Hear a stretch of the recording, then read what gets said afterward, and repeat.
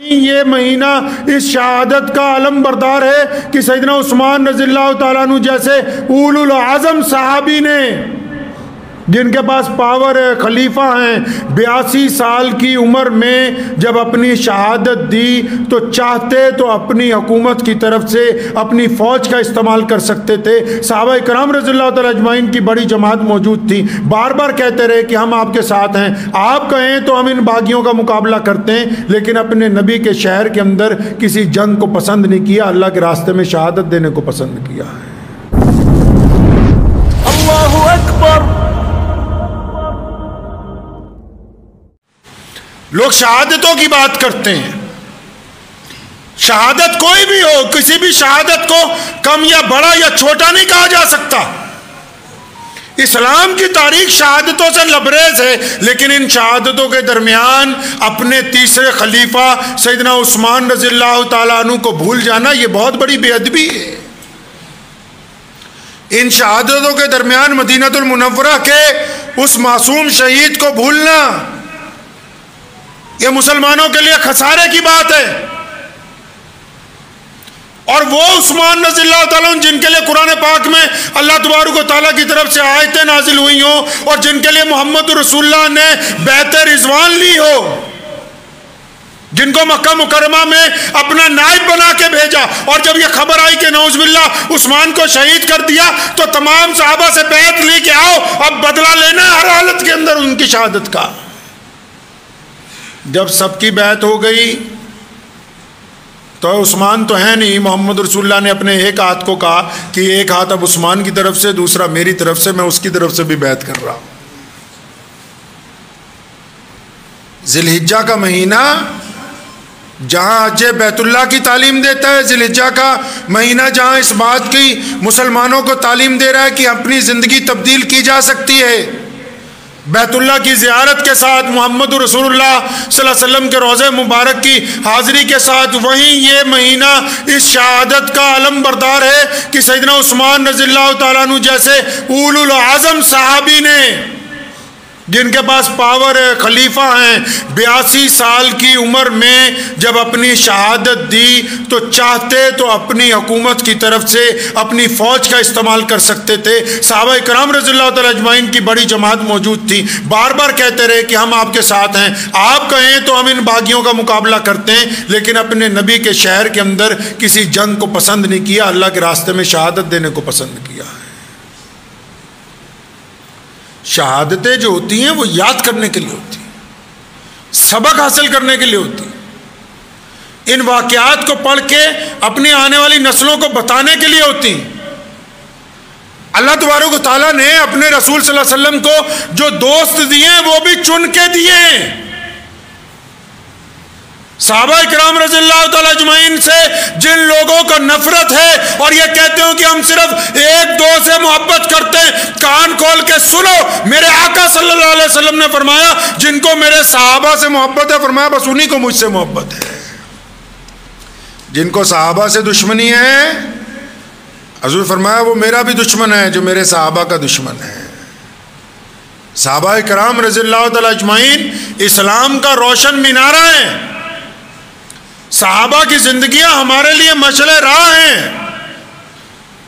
انہوں نے ہمیں سکھایا کہ نبی علیہ الصلوۃ والسلام کی پیروی کیسے ہوگی، اتباع کیسے ہوگی، چلنا کیسے ہے رسول اللہ صلی اللہ علیہ وسلم کے حکم کے مطابق۔ اگر ہم یہ سوچیں کہ بس یہی زندگی ہے کہ بہترین گوشت کھائیں اور گوشت کو زیادہ تر اپنے گھر میں اسٹور کر کے رکھیں، تو یہ تو ایک ضابطہ ہے جو بس ہم پورا کر رہے ہیں، حقیقت میں یہ دین نہیں ہے۔ دین پہ اگر چلنا ہوگا تو سیدنا عثمان رضی اللہ تعالیٰ عنہ نے جس انداز کے ساتھ خدمت کی ہے، لکھا ہے متعدد جگہ صرف سخی نہیں تھے، بہت بڑے سخی تھے۔ کسی صحابی کے پاس کوئی آتا، کوئی بڑا سوال کرتا، کوئی رستہ نظر نہ آتا، لوگ کہتے عثمان رضی اللہ تعالیٰ عنہ کے دروازے پہ چلے جاؤ۔ ابو بکر صدیق رضی اللہ تعالیٰ عنہ مسلمانوں کے خلیفہ ہیں، جب خلیفہ بنے اپنا سب کچھ اللہ کے راستے میں دے دیا، تو تو ایک بندہ یمن سے چل کے آیا، اس نے آ کے سوال کیا خلیفہ سے کہ مجھے 3000 دینار میں نے کسی سے ادھار لیے چاہیے، آپ کے پاس آیا ہوں، میری مدد کر دے۔ اپنے گھر میں بٹھایا، اسے دودھ پلایا، کھجوریں کھلائی، فرمانے لگے اب پیسے تو ہے نہیں آج کل۔ اب وہ تو سمجھ کے آیا تھا بھی حضرت ابو بکر ہیں، بہت رئیس آدمی، مسلمانوں کے خلیفہ ہیں، میں آج کل تو کچھ ہے نہیں۔ تو کہنے لگا میں تجھے ایک گھر کا پتہ بتا دیتا ہوں، بس وہاں چلا جا۔ یہ واقعہ وہ بھی لوگ نوٹ کر لیں جن کو کوئی دوسرا آدمی کہہ دیتا نا فلاں کے گھر چلا جا، اور اس کے گھر کوئی آ جاتا ہے مانگنے والا، ناراض ہونے لگتا اچھا تجھے میرا پتہ کس نے بتایا؟ ارے خدا تیرے پہ رحم کرے، تو ان خوش قسمت لوگوں میں سے لوگ جن کو کہتے ہیں کہ فلاں جگہ چلا جا تیرا کام ہو جائے گا، اور تو ناراضگی کا اظہار کرتا ہے۔ اولاد کہہ دے تو ابھی لاکھ روپے خرچنے کے لیے تیار ہے، اللہ کی طرف سے کوئی بندہ مانگنے کے لیے آ جائے تو 10 روپے نکالتے ہوئے جان نکل رہی ہے اس کی۔ تو صحابی کو حضرت ابوبکر صدیق نے اس بندے کو بتا دیا کہ وہاں چلا جا، حضرت عثمان کا گھر ہے، تیرا کام ہو جائے گا۔ وہ جب وہ گیا حضرت عثمان رضی اللہ عنہ کی کوٹھی پر، تو دروازہ بھی کھٹکھٹانے لگا ہے، تو اندر سے آواز آ رہی ہے، حضرت عثمان رضی اللہ تعالیٰ عنہ کی اپنے بیٹے کو ڈانٹ رہے ہیں، کہنے لگے یار تم اتنے بڑے فضول خرچ ہو، یہ شہد دودھ میں ملا کے پیتے ہو، دودھ بھی میٹھا ہی ہوتا ہے، شہد بھی میٹھا، اتنی فضول خرچی۔ اب حضرت ابو بکر رضی اللہ عنہ نے تو بھیجا تھا کہ وہاں چلا جا، 3000 دینار مل جائیں گے، تیرا معاملہ ہو جائے گا۔ اب یہ جو لینے والا تھا، مانگنے والا تھا، جب اس نے یہ آواز سنی گھبرا گیا، کہنے لگا خلیفہ نے کس کے دروازے پہ بھیجا ہے؟ یہ تو مجھے نعوذ باللہ ایسا لگ رہا ہے یہ تو بچوں کو ہی اپنے کچھ کھانے پینے کی کھلی اجازت نہیں دیتا، مجھے 3000 دینار کہاں سے مل جائیں گے؟ جو بڑے ہوتے ہیں ان کی باتیں بڑی ہوتی ہیں۔ بڑا بندہ اپنے قد و کاٹ سے بڑا نہیں ہوتا، نوٹ کر لیجئے بات۔ جو بڑا انسان ہوتا ہے وہ اپنے قد کی وجہ سے بڑا نہیں ہوتا، وہ اپنی داڑھی اور پگڑی کی وجہ سے بڑا نہیں ہوتا، وہ میٹھا بولنے کی وجہ سے بڑا نہیں ہوتا۔ جو بڑا ہوتا ہے نا وہ دوسروں کے ساتھ عاجزی سے جھک کے ملتا ہے، اس لیے وہ بڑا ہوتا ہے۔ اگر وہ جھک کے ملنے والا نہیں ہے، گردن اٹھا کے ملنے والا، اس لیے بڑا ہونے کے باوجود بھی وہ بڑا نہیں ہے، بڑا ہونے کا دکھاوا کر رہا ہے۔ تو جو بڑے ہوتے ہیں ان کی بات ہی نرالی ہوتی ہے۔ دروازہ کھولا، پہلی بات کہی، وعلیکم السلام کہتے پہلی بات کہی، کہنا گستاخی معاف، میں اپنے بچوں کو کچھ سمجھا رہا تھا جس کی وجہ سے آپ کو انتظار کرنا پڑا، تو اس لیے میں معذرت چاہتا ہوں کہ آپ کو انتظار کرنا پڑا۔ ملازم کو کہا، بیٹھک کھلوائی، اربوں پتی صحابہ رضی اللہ تعالیٰ عنہ میں سے اربوں پتی ہیں حضرت عثمان ذی النورین رضی اللہ تعالیٰ عنہ، جب بیٹھک کھلوائی وہ بیٹھا، بہترین آرام دہ مسند کے اوپر بیٹھا، تو اس کے لیے دودھ پیش کیا گیا، اس میں شہد ملا ہوا تھا، ساتھ میں کھجوروں کا بہترین حلوہ پیش کیا گیا۔ جب 3 چیزیں اکٹھی آئیں تو سوچنے لگا کہ یہ ابھی تو اپنے بیٹے کو ڈانٹ رہے تھے کہ دودھ میں شہد میں دودھ ملا کے مت پیو، اور مجھے تو 3 چیزیں اکٹھی دی ہیں، تو معاملہ ہی سمجھ میں نہیں آ رہا۔ کچھ دیر میں حضرت عثمان رضی اللہ تعالیٰ بھی بیٹھک میں آ گئے، فرمایا کیا حال ہے، ٹھیک ٹھاک ہو؟ کہنے لگا جی حضرت میں یمن سے آؤں۔ فرمایا بس اتنا ہی ہے۔ اور ابو بکر صدیق رضی اللہ تعالیٰ نے کہا تھا اس بندے کو کہ جا کے عثمان ذی النورین سے اتنا کہنا ہے رضی اللہ تعالیٰ عنہ سے کہ میں محمد الرسول اللہ کا غلام ہوں بس۔ اب حضرت عثمان رضی اللہ عنہ نے جب مہمان کو ناشتہ کروا لیا تو بازو پکڑ کے اسے صحن میں لائے، اپنے ملازم کو بلایا، فرمایا وہ جو اونٹ ہم نے تیار کروایا اپنے مہمان کے لیے کہاں ہے؟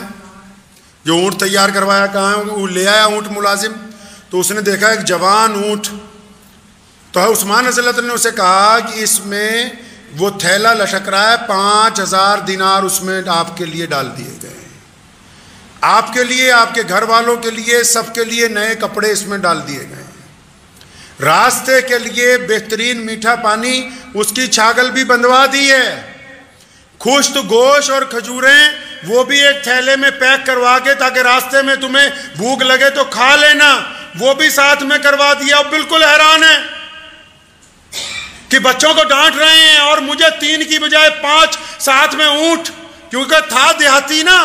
بعض حضرات جو ہوتے ہیں جب اللہ کچھ دیتا ہے شکر کرنے کی بجائے سوال بھی کرنے لگتے ہیں کہ اتنا کیسے دے رہے ہو؟ تو اس نے سوال کیا کہ حضرت یہ اونٹ جو ہے یہ کیسے آپ تک واپس پہنچے گا؟ عثمان رضی اللہ عنہ نے فرمایا بھیا یہ واپس لینے کے لیے تو دیا ہی نہیں ہے، تو سیدنا عثمان نے فرمایا یہ واپس دینے کے لیے تو دیا ہی نہیں, یہ بھی تمہیں دے دیا. اونٹ کی رسی پکڑ کے سوار ہونے لگا, پھر دل میں کھرک ہوتی نا لوگوں کو, پھر اٹھی, پھر واپس آیا, کہتا جی حضرت یہ تو بتاؤ تمہیں پتہ کیسے لگا کہ مجھے اتنا کچھ چاہیے. تو مسکرانے لگے, فرمایا جاؤ کوئی بات نہیں, اب اپنا کام کرو. تو کہنے لگا نہیں, آپ کو حضرت ابو بکر صدیق نے پیغام بھیجا ہوگا. فرمایا اتنی باتیں نہیں کیا کرتے, جب کام ہو جائے تو بس اپنا راستہ لیا کرتے ہیں. دوسری جگہ عثمان رضی اللہ تعالیٰ عنہ کے متعلق لکھا ہے, سفر میں جا رہے تھے, راستے میں ایک بندہ آیا اور کسی نے کہا کہ عثمان کا قافلہ جا رہا ہے رضی اللہ تعالیٰ عنہ کا, ان کے پاس شہد ہے, چاہیے تمہیں, بیمار ہو لے لو. تو وہ گیا, اس نے جا کے کہا کہ مجھے شہد کی ضرورت ہے. تو غلام جو ہوتے ہیں نا وہ کیونکہ ذرا اپنے طریقے کا ان کی الگ سوچ ہوتی ہے, تو عثمان رضی اللہ تعالیٰ عنہ نے اسے کہا کہ اس کو شہد چاہیے دے دو. شہد 1-2 کلو چاہیے تھا, لیکن فرمایا اس کو 1 مٹکا پورا دے دو. تو گھوڑے پہ 2 مٹکے ہیں, ایک دائیں طرف لٹکا ہوا, ایک بائیں طرف. تو وہ دینے گیا تو غلام کا نیت بدل گئی, واپس آیا کہ حضرت اگر اس کو 1 مٹکا دیں گے تو دوسرا مٹکا کیسے وہاں آئے گا, توازن بگڑ جائے گا سارا, جتنی ضرورت ہے اتنا دے دیتے ہیں. تو وہ بندہ بھی دیکھ رہا تھا کہ نوکر ڈنڈی مار رہا ہے میرے کام میں. تو عثمان رضی اللہ تعالیٰ عنہ نے فرمایا اچھا توازن بگڑ جائے گا, ایسا کرو کہ پھر 2 مٹکے دے دو, 2 دے دو اس کو. تو کہنے لگا حضرت یہ اٹھائے گا کیسے 2 مٹکے, ایک ہی دے دیتے ہیں. فرمایا اچھا یہ بھی مسئلہ ہے کہ یہ 2 مٹکے اٹھائے گا کیسے, اچھا وہ گھوڑا بھی اس کو دے دو ساتھ میں. جب عثمان رضی اللہ نے کہا نا گھوڑا بھی دے دو, مٹکا 1 چاہیے تھا, 2 دے دیے, گھوڑا بھی دے دیا. تو غلام پھٹافٹ گیا, گھوڑا کھول کے لایا مٹکوں سمیت, اس کو پکڑا, کہنے لگا بھائی بس نکل لے جلدی جلدی. تو وہ بھی, اس کے بھی تکلیف ہوئی, تو پھر آیا غلام کے پاس, کہنے لگا جب 1 مٹکا مل رہا تھا تم نے اعتراض کیا, دوسرا مٹکا مل رہا تھا تم نے اعتراض کیا, لیکن یہ عثمان رضی اللہ نے فرمایا کہ گھوڑا بھی ساتھ میں دے دو. تو بھاگ کے گیا, رسی کھول کے مجھے لا کے پکڑا دی, تو نے تب تو کوئی اعتراض نہیں کیا کہ گھوڑا بدک جائے گا, یہ ہے وہ ہے.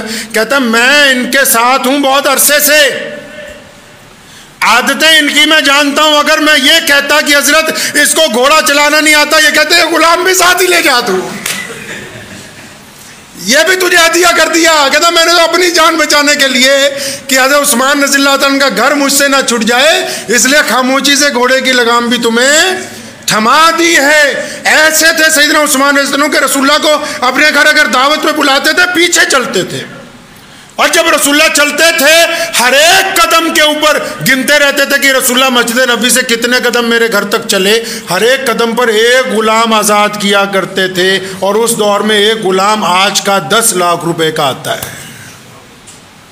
انہوں نے مسلمانوں کو یہ سکھایا. یہ روایت جو ہمارے اندر ہے نا, اب یہ پوری دنیا میں آپ نے دیکھا مسلمان سب سے زیادہ چیریٹی کرتے ہیں, مسلمان اپنی حیثیت سے بڑھ کے پیسے بانٹتے ہیں. یہ روایتیں سیدنا عثمان رضی اللہ تعالیٰ عنہ نے محمد رسول اللہ کی تعلیمات میں سے ہمیں سکھائیں کہ جب بانٹنے بیٹھو پھر یہ نہ سوچو کہ کتنا بانٹنا ہے, کیونکہ جس کنویں میں سے جتنا پانی نکلے گا اتنا ہی زیادہ روزانہ نیا آئے گا, جتنا بانٹا جائے گا اتنا فائدہ ہوگا. تو اس لیے ان لوگوں کو بھی کہتا ہوں چلتے چلتے سیدنا عثمان رضی اللہ تعالیٰ عنہ کی شہادت کے ان دنوں کے موقع پر کہ جہاں اپنے اس عظیم شہید کو یاد کریں, وہاں اس بات کو بھی ذہن نشین کر لیں کہ اللہ تبارک و تعالیٰ کو فراخی کے ساتھ خرچ کرنے والے, اللہ تبارک و تعالیٰ کو اپنے عزیز و اقارب پر, پڑوسیوں پر, اولاد پر, اپنے اوپر خرچ کرنے والے لوگ پسند ہیں. جو ہیں ہی کنجوس, تو کنجوس اللہ تبارک و تعالیٰ کو پسند نہیں ہے. کنجوسی اللہ تبارک و تعالیٰ کے نزدیک برائی ہے. کنجوسی کو اللہ تبارک و تعالیٰ نے برا سمجھا ہے.